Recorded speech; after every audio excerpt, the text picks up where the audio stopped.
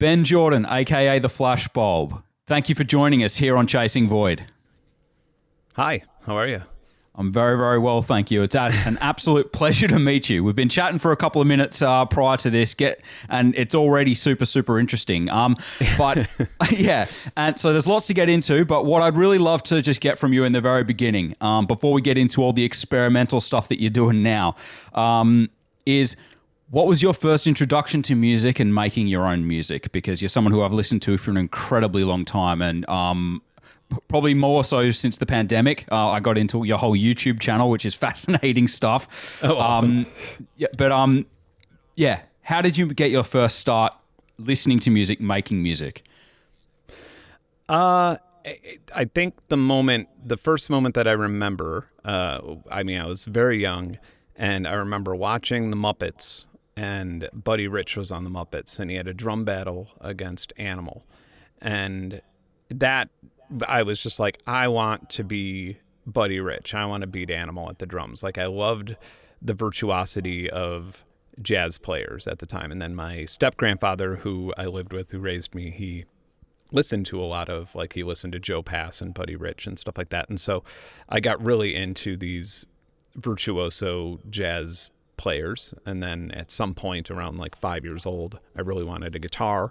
And I just, most of my childhood, I really wanted to look and play like Joe Pass on the guitar. And most people would say, why would you want to look like Joe Pass? Because he was kind of a, if you look at a picture of him, it's, not exactly Brad Pitt, but definitely a character.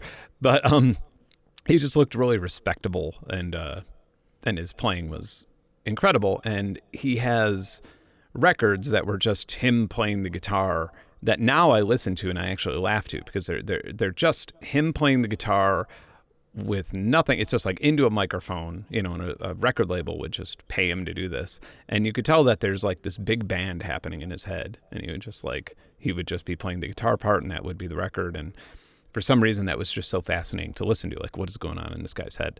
Wow.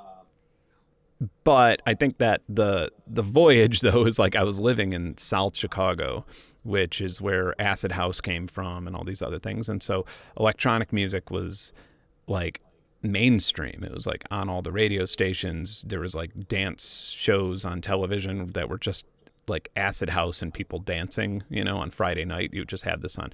And so it was like these two different things were kind of clashing. And at some point I just got tired of being in bands, like when I was a teenager. And so I started getting into synths.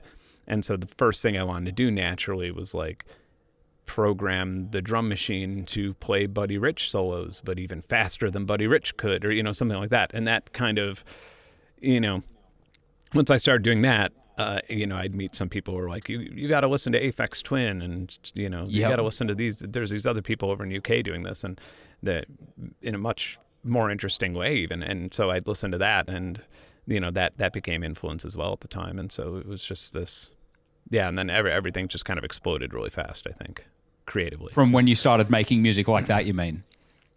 Yeah, like as a teenager, I think. I think once I realized, it's interesting because most people would assume that the beginning of my career was really influenced by Aphex Twin and Square Pusher, which is true, but I think that it was more influenced.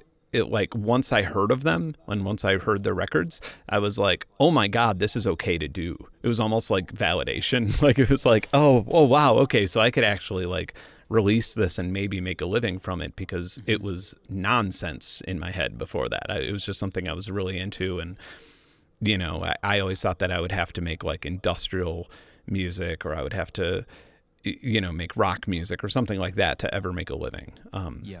Or I'd have to be a DJ, which I wasn't, but I would play gigs where I would bring like a JX305 and a TB303 and like a Boss DR660, and I would hide it behind turntables, just because people had to see turntables rotating to understand that like an electronic music thing was happening. Like, that's how confused people were at the time. It was very bizarre. And so that was like my first gigs, were like pretending that I was DJing, but actually having like a really complex, like hard to deal with analog gig, Yeah. Is that how you run your setups these days when you're performing live? And do you play live much to this day? Yeah. So I don't much, but I just like 2 days ago got back from my first gig since COVID. It was my first gig since January Congrats. of 2020. Thanks. Yeah, and it was at the Infrasound Festival.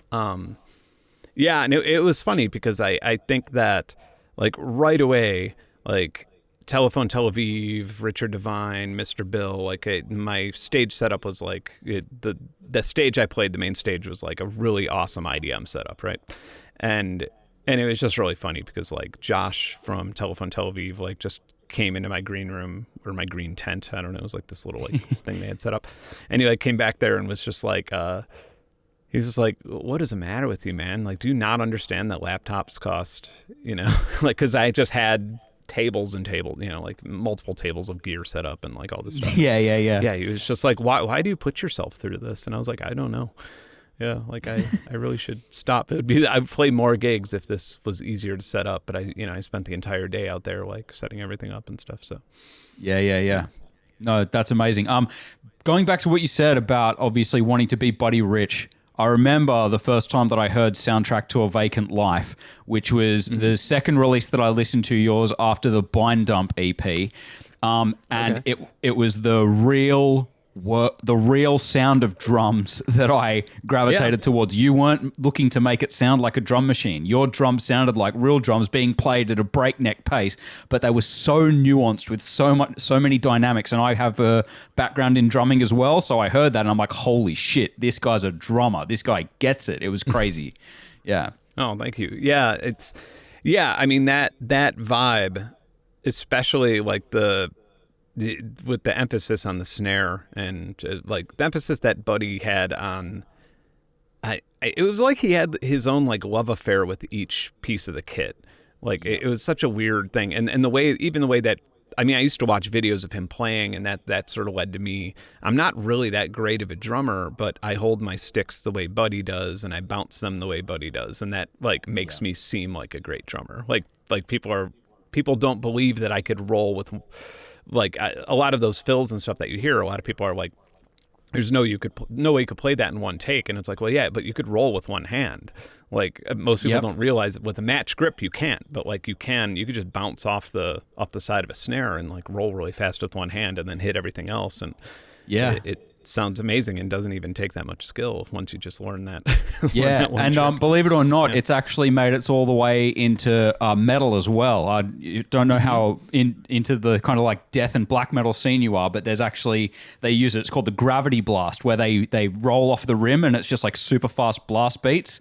All the kind of like grindcore guys use the gravity blasts, which is that kind of like off the rim roll. For a while, I toured with Dillinger Escape Plan, and it was when they had Chris Penny doing the drums, and he's like a jazz drummer by nature, and he got into like math rock and stuff, and so it was really funny because I used to pick his brain all the time. I always used to just like always be asked because he was a drummer that I was aware of from Dillinger. I wasn't even that aware of Dillinger before I toured with them, but I was aware of Chris Penny. Like I was aware that his like he sort of like somehow jumped from the New York, New Jersey jazz scene into metal or punk or whatever you want to consider Dillinger Escape Plan at the time. But I just consider them Dillinger Escape Plan. But no, that's awesome. I guess the intensity of music with both Dillinger Escape Plan and then some of your stuff as well probably was quite a good fit, and obviously a good contrast to not just have just metal bands on the lineup. I was terrified.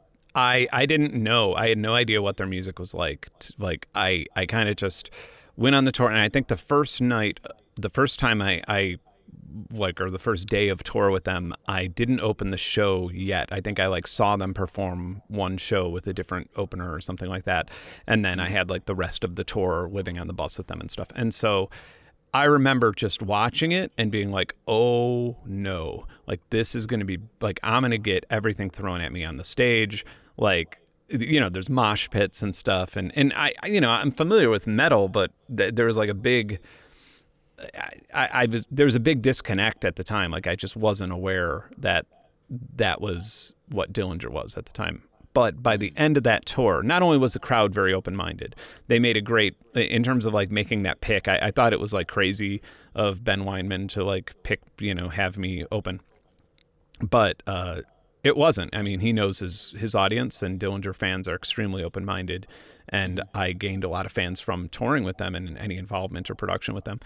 And by the end of that tour, I was like sitting on the side of the stage every single one of their shows, because it, to this day, is like the most amazing rock band performance I've ever seen, like hands down. Like I've not seen anything like it in terms of their showmanship, their stage presence, the technicality. Like they play everything perfect the way it was on the album. They keep the timing, like everything. And yeah, I was just blown away every single night. I was just on the side of the stage, just like, wow, these guys there's never going to be another act like this in my life, that can pull it together like they do. And for you to be, I don't know, on the tour, seeing them every night, you see the development, you see the consistency, and then to be side of stage, you're getting firsthand. Then you get to pick their brains afterwards. I imagine that was a really incredible experience.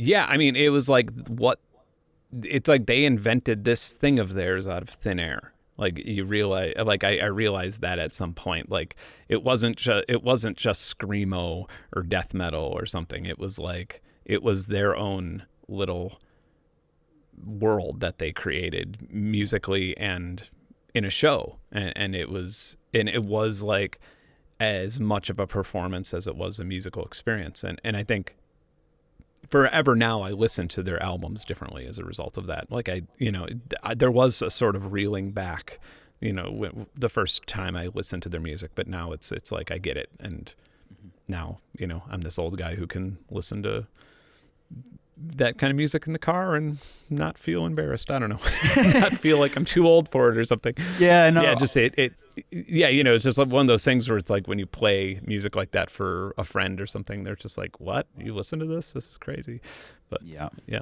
No, it can be quite annoying when you speak to people and you feel like and they say, "Oh, I have." I listen to everything. I go, well, do you listen to death metal? And they say, oh, no, I don't listen to that. And immediately, because that metal was such a big part of my early music listening, that when you don't listen to everything. Yeah, I find that a lot. So it's cool to kind of have appreciation. Or there's always a but. There's always a but after it. Like I listen to everything but country. Like I hear that one a lot, and it's like whenever. Because I would say that like the closest but that I have to that would be punk, because I was just never part of the scene. I never got it. I never because like in punk, the musicianship wasn't that incredibly important. It was more about a movement, I think, at the time. And again, I don't know what I'm talking about, because I grew up in South Chicago where like nobody played punk music ever. I didn't hear it until I was like an adult. And so, but that just makes me like always curious. Like I want to get into it, and I want to be more into it. And I did that with country too, where I was just, I didn't hear any country music when I was growing up. And so I would always say, yeah, I listen to everything but country. But then I was like, all right, I gotta listen to some country, because I'm sure there's something good. And there's plenty of great country music. It's just that, just like anything, the pop country stuff is the stuff that, isn't so good. But yeah, sure. Some old country music, some bluegrass, like all that stuff can be really beautiful. So who's your top three country then? I would say number one would be probably Blue Highway, which is a bluegrass band. And I heard them live in Atlanta long before I moved down here. I was on tour, and I was sort of DJing my own music as part of this tour that I didn't really want to be on. And I went to this bar next to a giant warehouse party, and they were playing. And I was just like, what am I doing? Like, why am I'm on the wrong side of the musician track right now. Like, because, I was just like being as lazy as possible, and they were playing a much smaller audience at the time. Now they're bigger, but they were playing a much smaller audience at the time, and killing it, and just, their technical ability on everything. They were just playing wonderfully. So yeah, definitely recommend checking them out if you want like a great look into bluegrass. I gotta say, like Bob Dylan. Okay. I like some of the older Bob Dylan. And And for a third, I'm like trying to like, I'm just as a, Rufus Wainwright, maybe. Okay. Like his like earlier stuff is pretty amazing. Yeah. I think you're dwarfing my knowledge of music, because even I got to say I don't really listen to country. My dad used to listen to like Australian folk, which is country. That's what he loved, was the kind of like Australian style. A guy called John Williams was someone he used to sing to us as kids. So I got fond memories of listening to John Williams. And that's about it. I have not really gotten to the American side of country music. But the older I get, the more music I realize is out there, that sometimes it just becomes too much, and you think like, oh my God, you're never going to listen to everything. It's just impossible. And the rate that music is being produced these days is absolutely mental. Yeah. And then it calls into genre too, like is Chris Isaak country?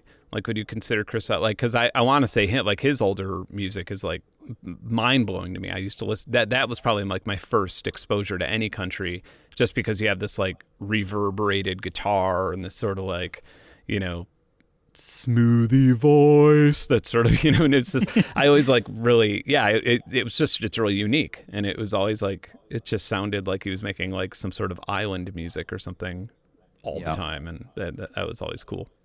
Plus his haircut's amazing, so yeah.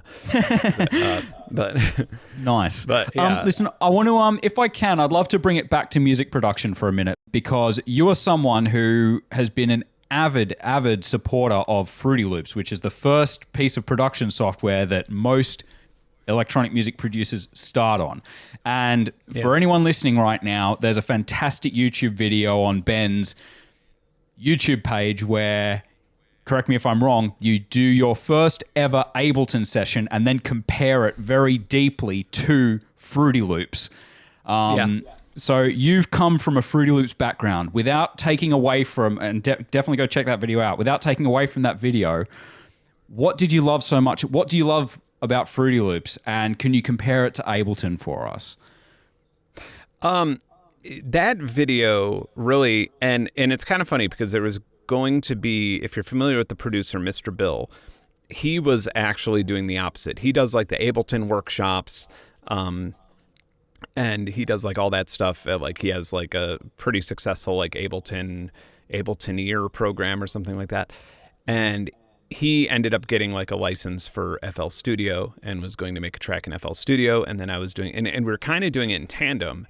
And he actually tapped out. He was like, not in a way where it was like, he wasn't smart enough or something, but he tapped out where he was just like, I can't confidently use this in a way that is fair to the product. Like, I just can't, it just doesn't resonate with me. Like something, it's just not like it's so different than Ableton, I can't do it.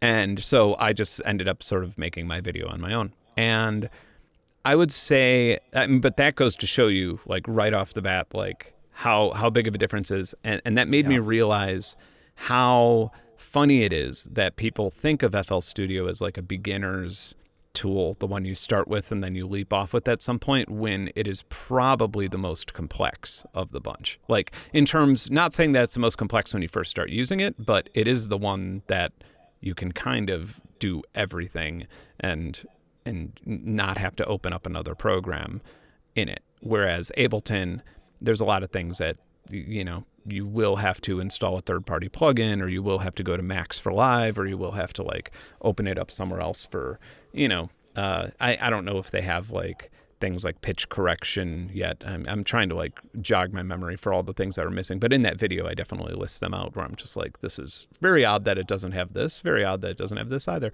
Yep. I would say that the huge difference, I think, is just from like, FL Studio takes requests from everybody using it. Especially me, I'm always requesting things. Like I'll say something on a video and they'll be like, oh, you wanted it to do this? Okay. And then it'll show up in the next update. They add features. That's what they do. So yeah, and it's amazing. Yeah. They did this before I had a popular YouTube channel too. I would talk to Scott from the FL team, and he would, all the time. I would ask for things and I would say, oh, it would be really cool if this did this. And he'd be like, it's a good idea. And it would show up in the next update. Ableton, on the other hand, I think is much more concerned with everything being everything possible being in front of you in one screen. I would say that if you're the type of person who hates using two monitors, then Ableton's probably going to resonate with you better. And if you are one of those people who wants a matrix rig in front of them with a bunch of screens to produce, then FL Studio is going to win that contest. Like, I would say do that, can you? Broad. You can, like, if you wanted to kind of really turn yourself into like a cockpit full of screens and monitors all doing different things at once, so you can have like really tactile control and visual. Fruity Loops has the ability to do that. FL has the... Yeah. Yeah, Wow. I use 4. Like, literally 4 monitors. Yeah. And it seems like lofty. It seems like ridiculous to some people, I'm sure, but something about being able to see what a compressor's doing in a certain channel and then seeing what like another compressor's doing in another channel at the same time and making sure that they're all behaving the way that they should, being able to see what plugins you have open all at once. Because I think when you get really in a really, really big session, or a session something that's really, really technical, it's really easy to lose track and forget that you have a reverb enabled back in the chain if it's not like open in front of you or something like that. And so FL Studio is really good for that, because you could just click detach in the little menu on the side of the plugin, and then you could drag it anywhere you want to any monitor connected to your machine. So freedom how to work however your brain tells you that you'd like to work. That's pretty sweet. Yeah. And Reaper's also good for that as well. Reaper's really good for customization. Oh, I'm getting into Reaper now. I've been coming from a broadcasting background. I learned how to use Adobe Audition quite a lot for editing sort of radio shows and editing those down. But I started watching this metalhead on YouTube who I can't remember his name right now, but he is an avid Reaper user. And 10 reasons why Reaper is better than everything else. I think all in the cost of it is like £60 or something like that, made by the guys who made Winamp. And Winamp was badass. It's like, it's a really cool program, and it's really powerful and simple. I'm finding it really intuitive. Yeah, I'm choosing Reaper over. Yeah, it's kind of funny because I used to use Cubase, and now I'm like not as my primary DAW, but for certain things I would use Cubase, and now Reaper has sort of overlapped that, I think, which is funny because Cubase, up until recently, was really expensive, and you had to deal with their like USB dongle and all that stuff, and it's just this old, rackety way of sort of, I don't know, it just reminded me of like Pro Tools or something, sort of that old school way of doing business that I just can't handle it anymore. I'm just like, I can't even, like, I won't feature Cubase because of the dongle. Like, I'm just not, like, I won't do anything on my channel with Steinberg, because like that dongle is just so stupid. Yeah. You have to buy it, and I think it took them something like a month to actually ship it to me, whereas I had like, bought the new version of Cubase and was just like staring at it on my desktop, but I can't open it because I'm waiting for the dongle to come in the mail. It's so, oh my gosh, that's so antiquated. Yeah. That's like, that's crazy. Wow. Yeah. Okay, cool. Okay, bring it back. So awesome. So you're massive fan of Fruity Loops. Is that your main DAW these days? Yeah, I think so. Yeah, I would say so. I don't think it's ever left my main DAW. I was just actually opening it to mix a live show recording. So yeah, Nice. definitely. Okay, that's awesome. Which I was like, should I do this in Audition or should I do this in FL Studio? And I chose FL Studio. So Nice. Okay, cool. Well, listen, so I think I've decided that I am going to go with Ableton, because I really like the Ableton Push 2 controller and the tactileness and the fact that I don't know music. I played drums. I don't know notes, so I want something that's going to basically tell me what keys to hit. So I think that's the route that I'm going to go down for my sort of first forays into this. But what I'd love to get into a little bit is some of the synths. What was your first that you owned? What was your first synth, and what was the sort of progression of that? Oh man, my first synth. It was definitely like one of those little tiny Boss workstation boxes. Maybe I want to say like, well, my first drum machine was a DR660, and then I honestly can't remember the name of the first synth I had. The first like real like synth that I would really like produce music on was a Korg. God, I bought off a crackhead too. It was like a crackhead who wanted to be a rapper, and he like this is gonna get really dirty with South Chicago stuff. Like I guarantee this is gonna be not dirty in like a pornographic way, but it's gonna get muddy.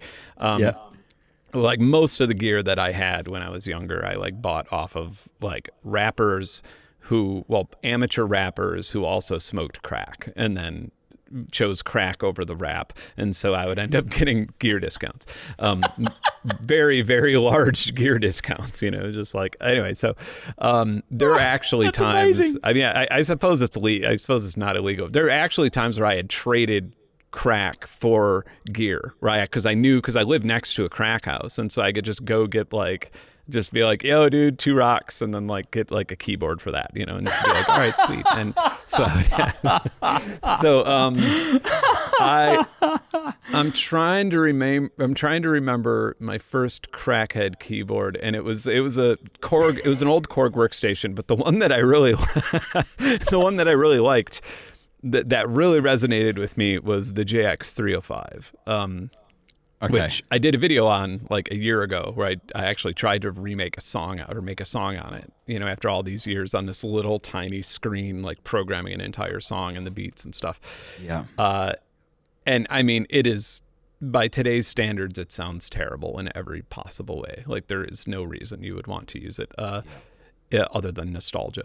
So that I had a TB303. That was another thing that like, another piece of crackhead gear that you could like yeah, well, because TV303, it hadn't gotten like hugely expensive at the time. Like eBay wasn't really around yet, so it was weird because I know at that time, from what I understand, from what I'm because I was in my own shell at the time, but like I know that at that time over in England, acid house was like exploding, and the rave scene was like, but. The funny thing, a little quick side story. The last time I played a show in London, this guy, I think I did an interview for some newspaper, and this guy came up to me. I was just talking to me, and he's like, "What does it feel like to play a show in the country where acid was invented?" And I was like, "What?" And CFAX Acid Crew was there, like if you're familiar with him. And he was, he even tuned in right away. He's like, this dude just asked a dude from South Chicago, like where acid was. And I was like, and this like 10 years ago. And I was still like, there's going to be something, you probably should not even put this question in your interview, because like acid house is an African-American thing. Like that's how it started. It started in South Chicago and Detroit, and which are African-American communities. And it wasn't about drugs. It wasn't about acid, the drug. It wasn't about ecstasy. It was about people drinking water and dancing. That's all it was. And once it turned into like a white thing, then it rave culture and trance and everything else, which is fine. Sure. It's both are very valid things, but claiming ownership of it is not going to be cool for somebody reading this sometime down the line. So I've never read the final interview, but I definitely, hopefully did a double take. And I think other people did a double take. Like, what are you talking about? I think, I remember, because that was the first time I had met Andy CFAX, and I remember his whole life is acid house. He's like the most acid loving person I know. And like, and I just remember him being like, what did he just add? Oh my God, but so I guess going back to the gear thing, the inflated price of a TB303 wasn't really around until like the 2000s, I think, at least in like my area. You could still I never found one in a thrift store, but I know plenty of stories of people that would just find them at thrift stores because, someone's dad had it to like, be the bassist for his guitaring or, something like that, like to use it for its initial purpose, which it was pretty terrible for, if you've ever tried to program on there. Well, I never have, but I guess the question that I'm sort of leading to is I'm about to start this production journey. Once I've sort of had some fun, tried to make some beats, is there a synth or a drum machine, or is there a piece of gear that you recommend as kind of like a first introduction to the world of synthesizers? I think like a fun drum machine, the TR8 and the TR8S, those are fun if you could find. I would buy them used at this point. Like I wouldn't buy. Believe it or not, I have one sitting right here, the TR8S. Oh, okay. But I don't know. I've not used it. I used it to complement my Tractor DJ setup so that I can just have some extra little, percussive elements in the background. But I haven't managed to get my head around it yet. But yeah, I do have one of those. Yeah, that's a great start. I know that the Electron, they have it's called the Model. They have the sample. They have there's these $250 Electron boxes that are super light and super easy to deal with. Those are fun. If you've ever been have you ever done anything with trackers? Are you into that interface at all? Trackers? Yeah. Okay. No. That's like a top-down way of programming music. Oh, so I think Venetian Snares used to produce on something like that. Yeah. Yeah. So now there's like Polyend released a hardware tracker, and it's one of those things where like I know people who they're just like, this is how I'm making music now. Like, this is it. This is the thing I've been waiting for my whole life. And then I know some people who are like, I cannot stand making music in that format. I've always disliked trackers. I love the Polyend tracker. Very weird. I'm like the weird case of somebody who like has no nostalgia for trackers whatsoever, but for some reason they made the UI a pleasure to use. And that's well under $1,000. I mean, that's pretty affordable as well. I don't know the exact price, but I'm like looking around and thinking of, because I do think about this all the time. This is actually a really good question and a really good journey for that matter. I do, like when I walk around NAMM or like one of these music conferences, I do think about that more than I think about like what's the craziest geeky thing that I could, find, because like that is what's important, is a user interface that's functional to somebody who's learning how to make music. Yeah, I'm one of those people who will never stray away from workstations. I think workstations are really powerful. Being encapsulated in your own little world and learning one piece of gear and being able to make music on that little piece of gear is still a really powerful thing to me.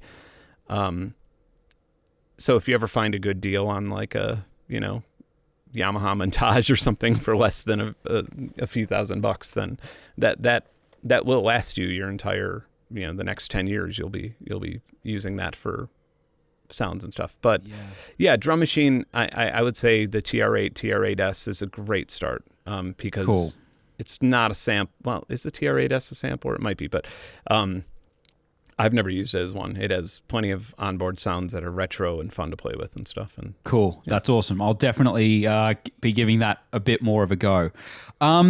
What I'd love to touch on, if I can, is your journey in the music business. So you run your own record label, Alpha Basic,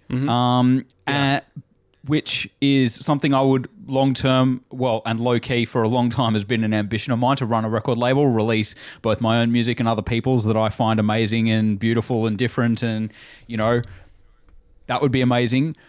But you've obviously started that for a reason, and you have released on other labels as well. What has your experience been releasing music for others, and how has that sort of led to you doing it all yourself?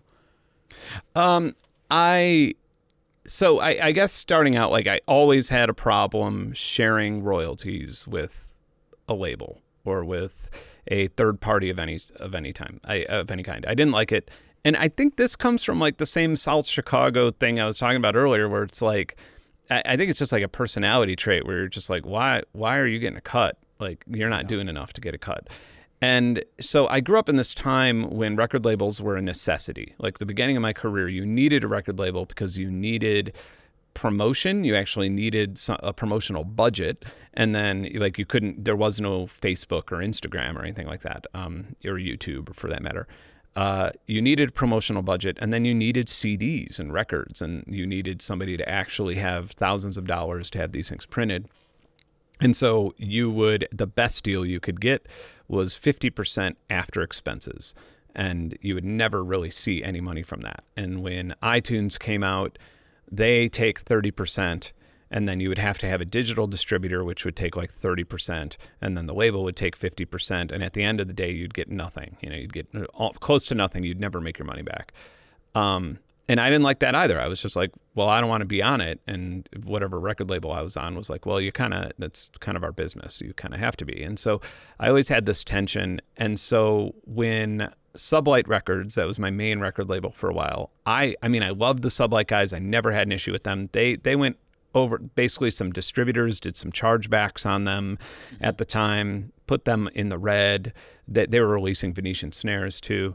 Yeah. Right around that time, it was kind of funny because I signed with them. That was like when I was kind of done dealing with the UK labels like Warp, and like I was in communication with them, but it just seemed like Aphex Twin would always be the ceiling, which is a very high and ambitious ceiling. But I just was like, I want to release Soundtrack to a Vacant Life. I want to release albums like that. I don't want to be an IDM artist in the IDM scene. I don't want to be. And there was also some like nationalism there too. Like I think it was a very English thing. And I feel like American people were sort of seen as like second rate or posers or in the early 2000s. And so there's like all these dumb politics that I just didn't even want to think about it. I just didn't want to deal with it. So I loved having Sublight, which is a Canadian label. But they went under, and I just bought back all my licenses, which helped them with some of their debt. And at this point, I had already, been writing a little bit for ads and stuff like that, and I had some money saved up. And so I bought back all my licenses. I can't really say which artists that publicly, but I bought back some of the other artists' licenses and just gave it to them. Said, okay, you're free, go. And so the next thing that happened was like the next year, my music was still on iTunes, and I was like, well, I don't want it there, like unless it's me directly putting it there. But nobody could figure out where it was, or who was giving it to iTunes. Apple wouldn't actually respond to anything, so I had to sue Apple. Which you could still find news stories about this. It was like this big deal because then I just released all of my music for free in torrents on piracy sites, and was like, since I'm not being paid for it, here, just take it. Like it's Friday, then don't pay for it. And so I've always had this really conflicting sort of thing. And so that's where Alpha Basic came in. That's where like the record label idea came in. It's like, I'm going to start a nonprofit record label that, rather than operating like this old, especially now that, at this point, we were already starting to come into this generation of the way we consume music. And so record labels are getting more and more pointless. And so the whole idea was more about just giving artists tools. So it was more important for me to have like a fulfillment center somebody who will actually ship out the CDs, somebody who will actually take the payment, and then also have like a bulk discount with a CD manufacturer. So you don't have to pay the rate you get when you just search CD printing in Google. You could actually like go through somebody who has 30% off on something like that. And then I would only keep as much as we spent on the shipping and, credit card fees and stuff like that. Yep. And that was the whole idea, was like get artists. I didn't want to retain artists or retain rights. I just wanted artists to like have that first step so they didn't end up in a contract that was, advantageous against them or something like that. Yeah. And last year was the first time I released an album where the CDs lost money. And I think a lot of it had to do with COVID, because I released an album like literally the day before my album came out. My booking agent like dropped all of his acts, and it was like early March of 2020 was when my last full-length album came out. And so it was running all of the shipping centers and stuff like having it all shipping. It wasn't going to people, and so it ended up coming back, and then we had to send it again, and the shipping cost more than the CD did, and all these things. And so it was the first time it lost money, and part of me, admittedly, was like, yes, good, finally. I've been waiting for this moment where CDs don't make money for me anymore, because looking at boxes and boxes of CDs in storage, and especially, don't even get me started with vinyl, but CDs, even CDs to begin with, it's just like, this is all just so much plastic. This is so much waste. The amount of it's ridiculous that we still do it. And more importantly, it limits how long your album can be. Like it has all these crazy limits that we don't even think about. Like you can't have more than an 80-minute album if you intend on releasing a CD, unless you want to have a double CD, and then you have to use double plastic, and then it's like super unconventional, and everything costs more money, and you have to. And so it's like I'm so happy to be freed of that, because now an album doesn't even have to end if I don't want it to. Like my next album can just be my last one, but it could last the rest of my life, and I can release updates as if it's a piece of software, and people leave bookmarks and things like that. And this is what I want for the next generation. Like this is how I hope music is. I hope that albums are living life forms that people consume the way that they consume something like social media, or they keep looking at an artist's Instagram or YouTube channel or something like that. An album should be that too, rather than just being this tombstone of plastic that, is just sort of forever over with, and then you sort of move on to a different project, but it's the same artist and the same, not saying that you can't still do that, but I think only doing that is over now, and I'm very happy about that. So you've touched on so many points there, man. You've touched on so many points that number one, it shows how much of an experimental guy you are, and we haven't even gotten in, and we're starting to get into the experimental side of sound with you and the different things that you're doing there. Yeah. Touching on the vinyl thing, there's another video that you've got out on your YouTube channel that shows how vinyl emits fumes into the air. And it's crazy. That video is crazy. I advise people go check that out as well. Some of the experiments that you're doing, but that has now led to official research studies. Not that I'm not involved with directly, but that's actually going play. Like finally, that video, somebody saw it who actually had access to proper research, and that's actually really going to be there's going to be like a proper paper on that finally. So because I'm not going to lie, like as someone who doesn't produce, I see someone or even myself printing my own tracks to vinyl as like a goal and a dream, and it's like a trophy. A trophy, exactly. And it's so fascinating to hear someone as seasoned as you go, well, I've had tracks released on vinyl. You've been there, done that, got the t-shirt and the records that are now worth thousands on Discogs. And you're saying this is unnecessary. This isn't a good way to consume music. It's fascinating. Yeah. And really, really, it's inspiring to hear you talk about music in this experimental way. The idea of music, an album being a life's work. Wow. Yeah, that's pretty deep. Well, and the way that you're even like what you're doing now in this interview, like this very project is a great example of that. Like people love following journeys. They really love being part of journeys, which is also, I mean, we don't even have to get into this in this interview, but like that's also a big part of why I'm so invested in blockchain and stuff like that is when I say invested in blockchain, I don't mean Bitcoin. I mean like the actual technology of like smart contracts and stuff like that, because it allows musicians and artists to it allows, I guess, fans and listeners to actually take part in what they're consuming, and it allows them to have an actual stake in it, and it cuts out the middlemen, I feel like we just look at musicians as if they're like the famous ones, they're like up on a pedestal, and the not famous ones, they're like begging for our attention, and I'd really like for that to change. I'd really like for your journey to be way easier, and way more simplified, and your listeners to be able to take part in your journey, and you to benefit from that. And that's like that. I'm not. I don't hide the fact that that's my end game here. Like I want that to be easier, and I want copyright to be utterly changed. Like I think copyright doesn't work that well for artists, and I think it especially doesn't work that well for poor people. Safeguarding information is just, or I guess gatekeeping information rather. Mm-hmm. I just don't see a point.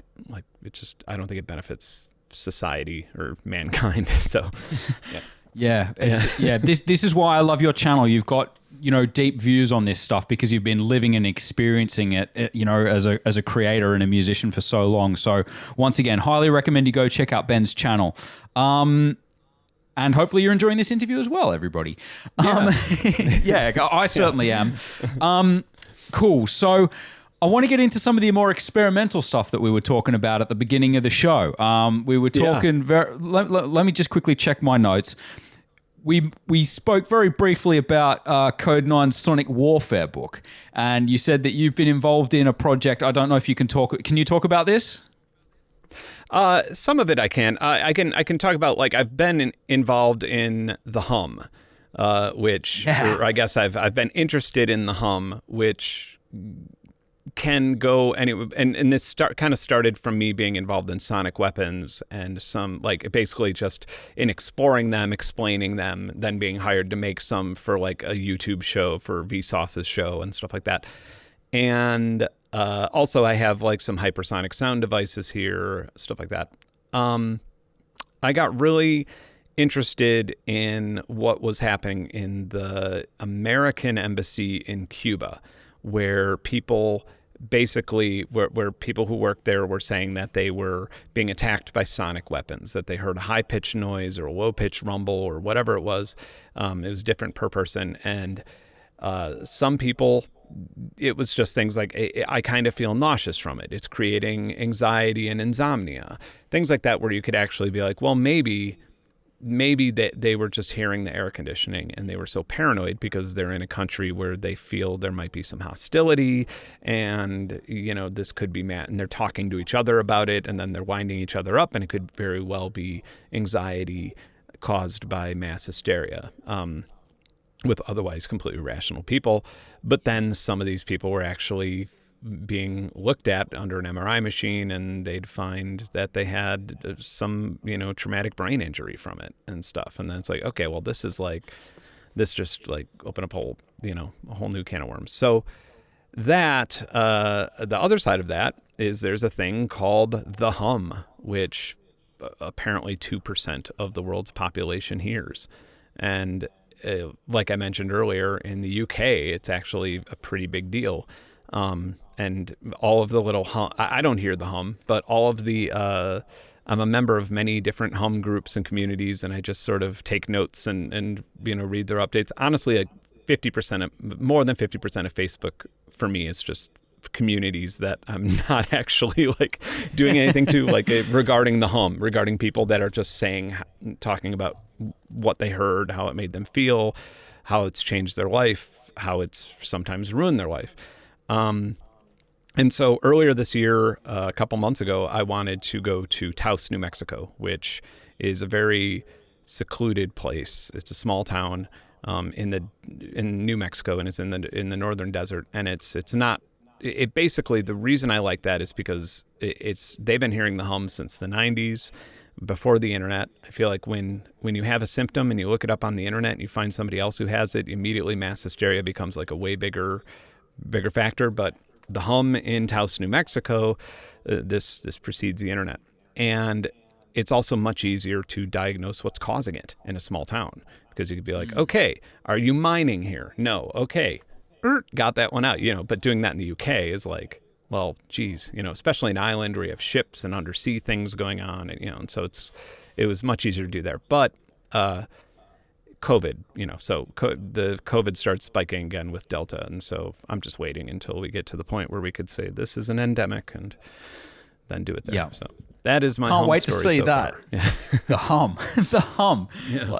Yeah. So I guess, and you get commissioned to do sort of sonic work these days, don't you? So your sort of career is not just making music anymore. It's kind of experimentation and, exploring sound and music in other ways beyond just, sitting in the studio and making beats. Yeah, I am officially a scientist. I at some point, like 2 years ago, I got my first like research gig, my first freelance research gig, and I was like, whoa, I'm actually a scientist. Wow. I qualify as one now. Like, this is actually, I'm a real scientist, and that's amazing. Yeah, which is something I always wanted to be, but I was just like, oh, I'll never go to college for that, So it's really nice to at least have that sort of like confidence, like, hey, I know how to research things. I'm gonna actually contribute to science in some way. But yeah, so that is part of my career, and I'm very interested in the hum and sonic weaponry and stuff like that, because it is a mystery. It's a weird one. So yeah, that's amazing. Listen, Ben, I'm not going to keep you for too much longer. You've been very generous with your time. I want to touch on two more things, bringing it back to sort of my creation journey and what that sort of means in 2021. Firstly, I want to touch on YouTube. Then I'd love to touch on Patreon, and then the importance of those two platforms for you as a creator in 2021. Yeah. How did you get your start on YouTube, and how has that sort of grown and developed?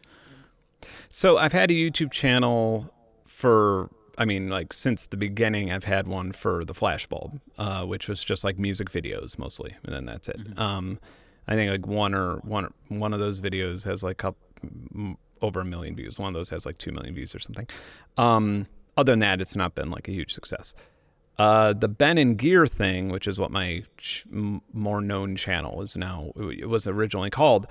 I really started it as a sort of small side thing to just be more comfortable speaking, I guess. Just more like I had made this album, Piety of Ashes. I had just moved down to Georgia from Chicago and just isolated myself and like didn't meet anybody, like didn't meet that many friends. I would occasionally like hang out with my parents and, but it was just like me in the woods. And so it was funny. I'd go get my hair cut and I like couldn't complete a sentence, and because I wasn't like speaking to anybody at all. And so I was like, a YouTube channel would be good, and maybe it'll be a little successful, and I'll get some free gear, and that'll be fun. Some free gear is fun. Yeah. Now I'm just like I can't. The free gear comes very, very quickly, but it also gets overwhelming. Yeah, and at some point during COVID, it really just exploded. I think April or so, I was just like, well, I can't play any gigs this year. I just released an album, all this crazy stuff's going on in the world. I'm going to try and make like a video a week for as long as I can. And so I did that, and it was crazy. That's a crazy schedule to be on, and I did it, but it worked out. The channel got a lot of followers, and I like the way that it's sort of panning out so far. I think that it's I think that people who like my actual subscribers and my community, I feel like they trust me, which is really important. Like I feel that because I am honest about things, and sometimes in a way that's not comfortable, like what you're talking about with the vinyl or something. Like it's not fun to tell people that like something that is like embedded in electronic music is potentially so bad, or it was not fun to like piss on the NFT party earlier this year, or the women in music, or any of these videos that are just like bummers, but they're like really important. And part of that comes from like me having relationships with other YouTubers who are nice. Like, most of the faces you see in the pro audio community I've met at some point, or I talk to on a fairly regular basis, and they're all wonderful people. And it made me realize that we all have our place. And my place is like the cranky old man who's not scared to say something, I hope. Yeah. I mean, yeah. And so it's generated a community that, less subscribers aren't as important as the community is. And so like the Discord and Patreon community are really where it's at. So I love that. And I'm going to come on to Patreon now. So you've got from what I understand, I'm not a subscriber yet. I will, because you obviously do, your honesty is something that I really appreciate. So you're one of the few people that I am going to sign up to. Ned Rush is the other one, because I love his experiments on Ableton. How important is Patreon to you these days? It's interesting, because in some way I look at it as like people that I answer to in some way. And I know that it's not healthy to do that, but it's kind of healthy for me to do that, to be like, here's what I have. Like every now and then I'll just write up a little report being like, here's what I'm doing in the next month. I'm going to a swamp to record silence. I'm doing it, and here's why it's difficult, and here's why it costs this much money, and here's, and I don't know how many people require that or want to read that. I do a weekly stream for my patrons. That was like, nobody ever was like, you need to do a weekly stream, but it's something that I hold myself to, and it's turned into something now. And so it's like, but really, it's like the Discord community, I think. And it's sometimes reading people, not so much talking about like, of course there's a lot of talk about like, oh, this new software program came out. Oh, this new freeware synthesizer came out. It's really cool. It's more people talking about like the things that I really like seeing is sometimes I'll just be out of town and I'll come and look at the Discord after like 2 days and just read this conversation where, somebody was like, yeah, sometimes I get so depressed that it's like hard to have any musical ideas, and then find out that there's somebody else who feels that way. And then there's actually a conversation saying, well, this is what I do. And seeing people, those are like the problems that you can't really tackle in a YouTube video, or the problems that you can't really, everybody's different. And sometimes it just takes a community to sort of help with those things. And not that it's like a support group for depressed artists, but I think that these are problems that like all musicians deal with. And I feel like when somebody becomes a musician, or when somebody is an artist, they're probably more prone to things like depression and stuff like that, because, you got to be emotional to write music, right? So I like it in that way. I think that that's way more important than I ever envisioned. I didn't think anybody would even sign up for the Discord, but stuff like that. And there's also like a community songwriting. I don't want to say, I always want to say contest, but it's not a contest. It's just sort of a project where the community, or a lot of people in the community, write a song based on certain instructions or based on a certain concept. Some are just starting out, some are pretty experienced, but what it does do is get people writing and get people working and get people more comfortable with that. And that's what's so important. That's it. It just gives people, I guess, a deadline to write to, and then they have an idea that they could use in the future. So, yeah. It gives people something to aim for, and something and a direction to be creative in, and just being part. And But it sounds like it's a real community where people are experimenting and sharing and supporting each other on the journey of creation, which sounds it's beautiful. Yeah, and when that started, once I noticed all that, I quickly changed the entry price to $1, because I also didn't want to gatekeep it to people who could only afford $10 a month or something like that. And so, basically, like, joining that community is just $1, and so that way it's just the bare minimum I could possibly charge on Patreon. So yeah. That's amazing. Listen, Ben, you've been incredibly generous with your time. Thank you so much. Hopefully you've enjoyed having a chat too. Absolutely. Yeah. On this journey I'm about to embark on, is there any one last piece of parting advice amongst all the stuff that you've said? Is there anything that you can say to me about to start my music creation journey? I would say I think the number one thing that I think of when people ask me for advice starting out, and I say this across the board on all forms of like media production, or even if somebody's a camera person, or an artist, a painter, or whatever it is, any form of media production or art, exposure is pointless without value. Like that's, if you're not giving yourself value, then the exposure that you get, people will not value you for it. A good example would be back in the day, if you'd walk into a record store, and at least here in America, you'd go into a record store and you'd buy the record you'd want to buy. You'd pay $20 for the CD or the record or whatever it is. And then there would always be a bunch of CDs on the counter from bands that just wanted you to listen to them, and they would be free, and you could just take them as you wanted. And anytime that those actually entered the CD player in my car, which was barely ever. Usually they just ended up in the garbage a week later. But anytime that they actually ended up in my car, I would not listen to it with the same respect that I listened to the album that I paid $20 for just because I liked the cover, or just because it seemed like it would be a cool thing, or because it seemed like something I wanted to enjoy. Like that $20 meant that I was going to listen to it a bunch of times. Whereas a free one, I would listen to it as if it were an artist that was begging me to listen to his or her music, which I didn't listen to with respect and I was more critical of. And so it had this like profound psychological effect on me in this difference. And I'm sure this, so I took note of this early in my career. And I think later on, a really funny example would be a few times way back in the past, like in the early 2000s, I would be on tour. And every now and then I would be on tour with like a group of people, a group of like different artists. And, every now and then there'd be a show where they wouldn't pay. They'd be like, no, it's at an art gallery and we're not paying the artists. We're charging tickets, but we're not paying the artists. And I would be the one guy who was like, no, F that. I'm not doing that. Hell no. I'll just sit around. Like, I'm not going to play.